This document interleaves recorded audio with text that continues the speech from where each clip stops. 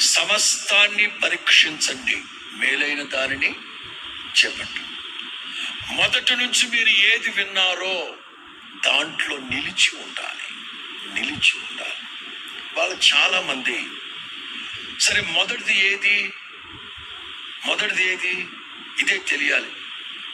పౌలు అంటారు, బాప్తిసం ఒక్కటే, దేవుడు ఒక్కడే. చెప్పండి, బాప్తిసం.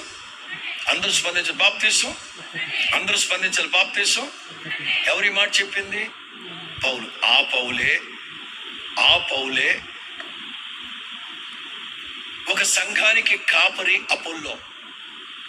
అపోల్లో అనే ఒక వ్యక్తి ఒక సంఘానికి కాపరి. పౌలు ఆ ప్రాంతానికి వెళ్ళినప్పుడు అపోల్లో లేడు.